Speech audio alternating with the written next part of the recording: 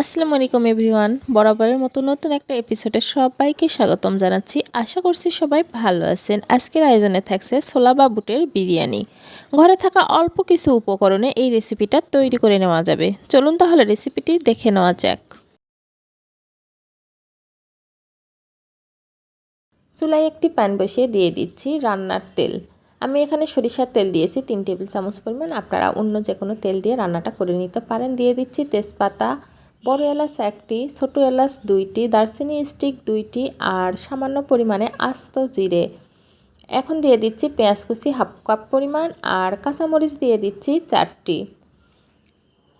দিয়ে দিচ্ছি আদা রসুন বাটা 2 টেবিল চামচ পরিমাণ। সব কিছু নেড়ে ছেড়ে পেঁয়াজ গোল্ডেন কালার হয়ে আসলে দিয়ে দিচ্ছি সামান্য পরিমাণে পানি দিয়ে এখন শুকনো উপকরণগুলো দিয়ে দেব। প্রথমে দিয়ে দিচ্ছি লবণ পরিমাণ মতো, লাল মরিচের গুঁড়া 1/2 চা চামচ, জিরার গুঁড়া 1/2 চা চামচ, ধনিয়া গুঁড়া 1/2 চা চামচ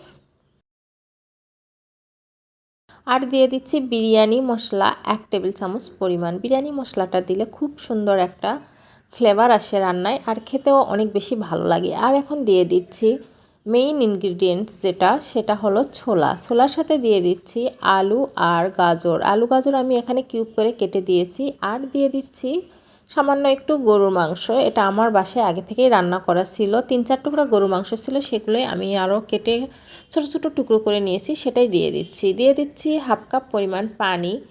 এখন ঢেকে রান্না করব, 10 মিনিট মতো রান্না করব।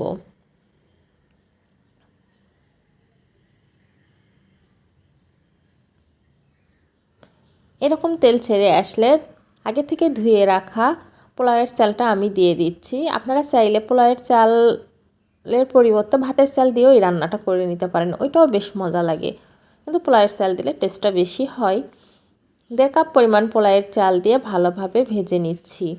3 থেকে 4 মিনিট ভালোভাবে ভেজে নিব, উল্টিয়ে পাল্টিয়ে দিয়ে ভেজে নিতে হবে, তাহলে বিরিয়ানিটা অনেক বেশি ঝরঝরে হবে। চুলার আঁচ মিডিয়ামে রেখে চাল ভেজে নিতে হবে, হাই হিটে ভাজা যাবে না। এখন পরিমাণ মতো পানি দিয়ে দিচ্ছি। এখানে আমি 1.5 কাপ চালের জন্য দিয়েছি 3 কাপ পরিমাণ পানি। চালের চেয়ে পানির পরিমাণটা দ্বিগুণ হবে। এখন ঢেকে রান্না করব।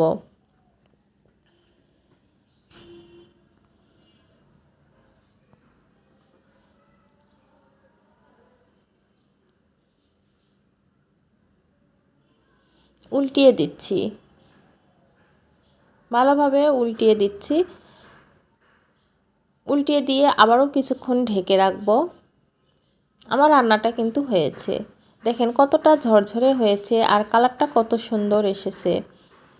আমি এটা সাধারণত এই রমজানে এক ইফতারিতে বানিয়েছিলাম। ইফতারিতে কিন্তু এই ধরনের ছোলার বিরিয়ানি খেতে অনেক মজা লাগে, বা সকালের নাস্তা হিসেবে ও খুব ভালো লাগে।